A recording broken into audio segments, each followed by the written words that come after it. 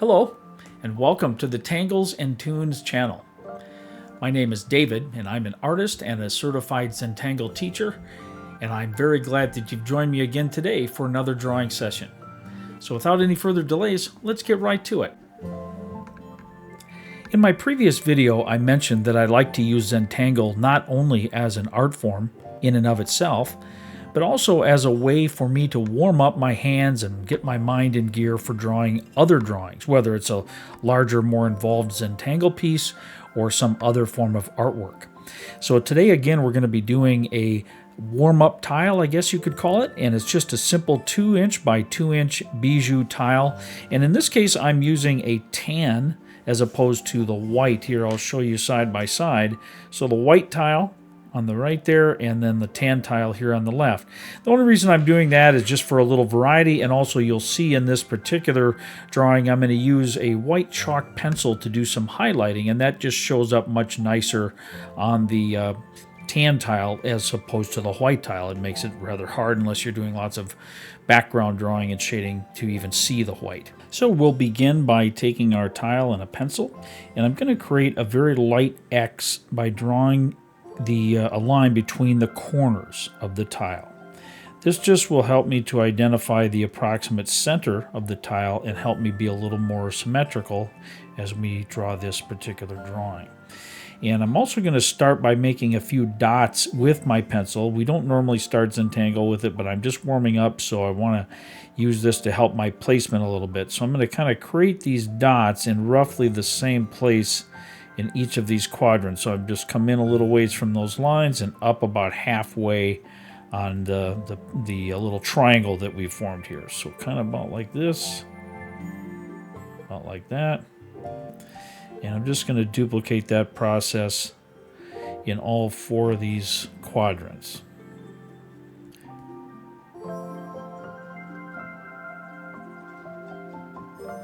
All right, now we can go to our pen.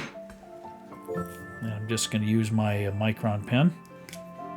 And I'm going to actually turn these now into slightly larger inked-in dots.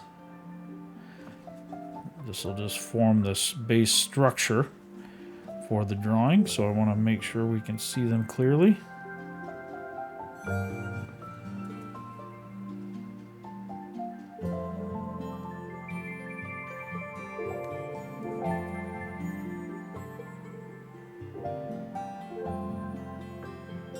Now, on each of these sets of dots that we've created, I want to draw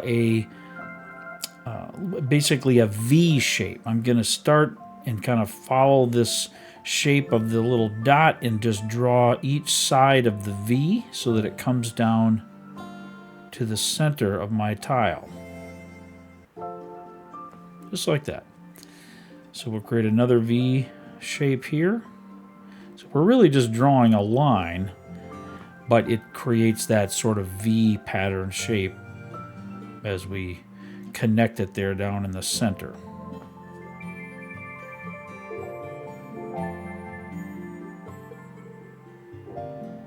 All right. Now that that's done, we're going to do on those same dots that we drew the V on, we're going to draw upwards and create sort of an upside down V, if you will. And I'm putting a slight curve to these just to give it a little bit more character. So it's not just a straight line, it's got a little bit of a swoop to it as I come to a point. And then we'll do the same thing on all 4 of these that we originally made.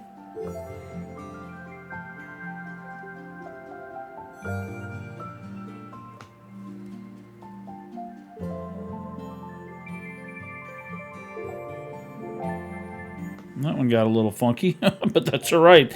That's why we're warming up. Now, on these open areas here that we have, we're going to draw a similar type idea, but we're going to use this little X line that I've created, and we're going to draw just a point and then reconnect to the dots. So we're coming out and drawing a point.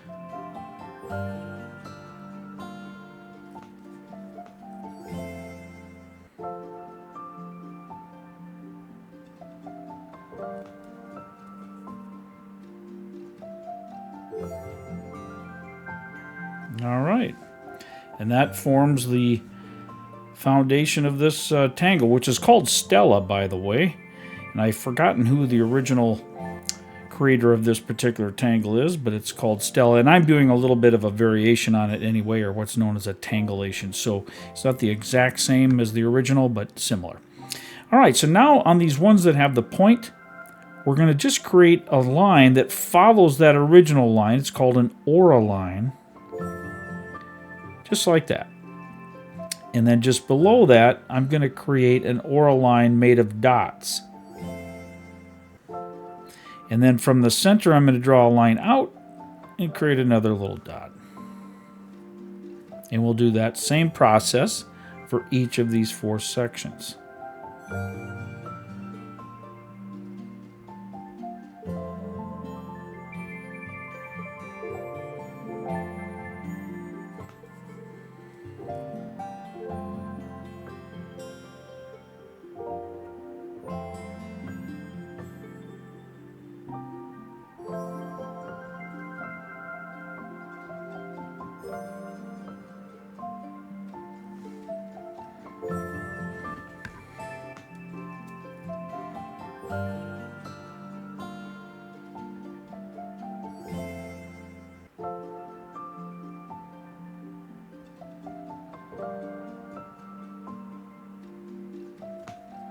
Okay.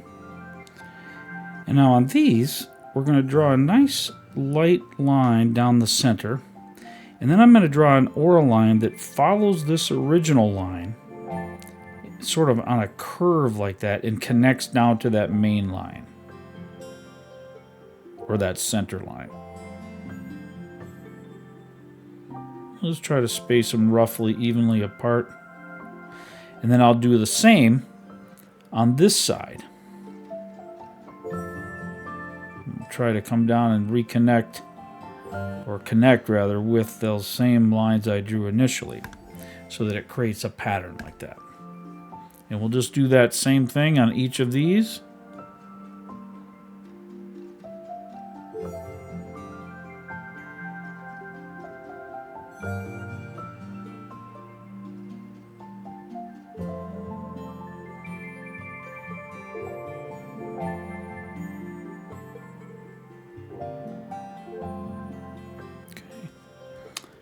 Turn that a little bit, and we'll just repeat that for the remaining sections here.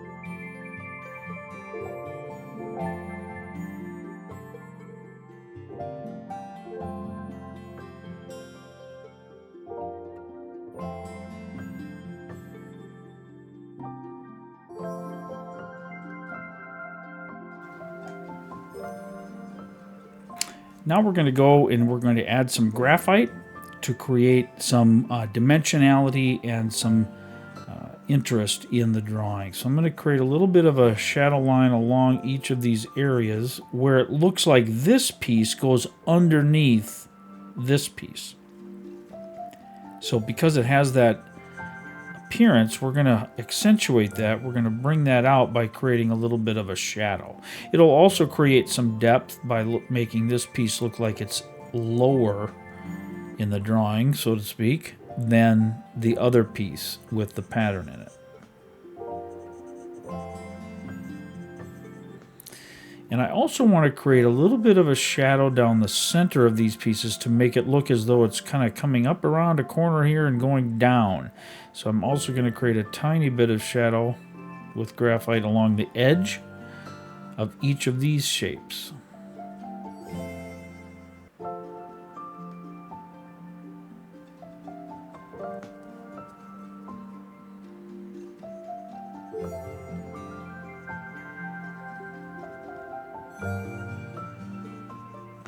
Just laying that little bit of a line of graphite.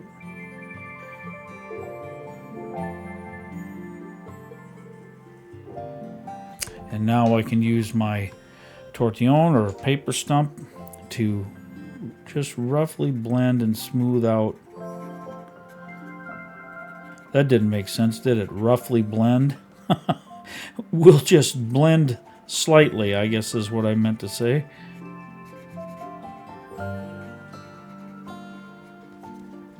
And I know it sometimes on camera it can look a bit muddy or shiny where the graphite has been smeared. And just bear with me on that. At the end here we'll pick things up and look at it a little differently from different angles. Oops, I missed a spot there.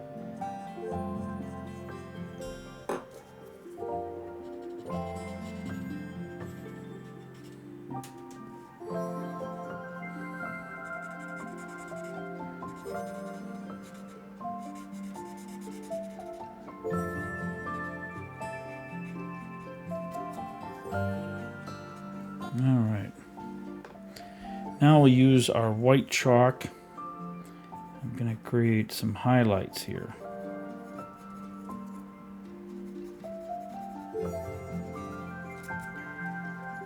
And also in here.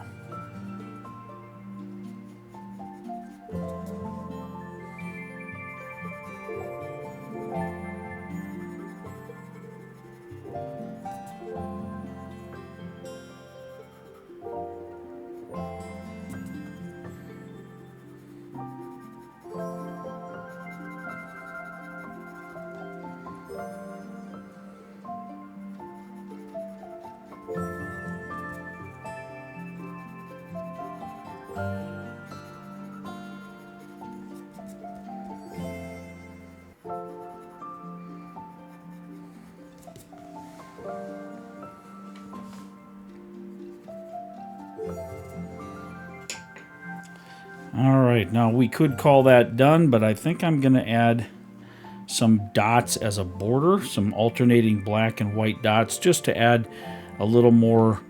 Well, you know what? In fact, let's do one other thing. Let's add some little, they're called fescue in the Zentangle Tangle library. Just little simple lines with a little bulb or teardrop shape at the end. And I'm just going to put these in the corners here. I'll alternate the direction they go from the prior one, so they're kind of facing each other, if you will. Or in this case, these two will be back to back. Just add a little bit more, some little filigree type action, if you will, and some little more interest maybe to the drawing. And frankly, since I'm using this as a warm-up tangle, it helps my hands and my brain to get a little more focused on the tasks at hand here. It gives me a chance to relax, warm up my hands. There we go. That looks a little better, a little more full.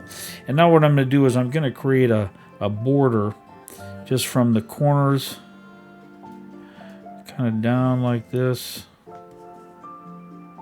This isn't necessary if you're drawing along and you think, hey, I don't want to put that border on mine. You don't have to.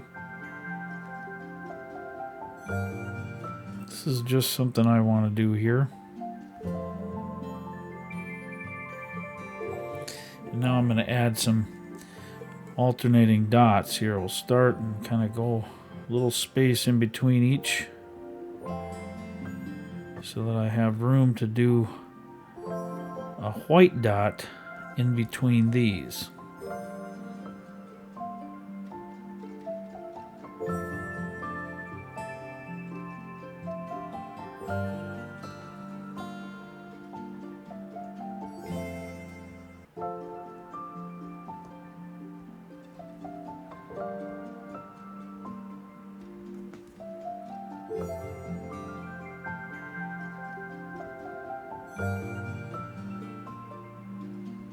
There we go. Now I'll just use a jelly roll pen.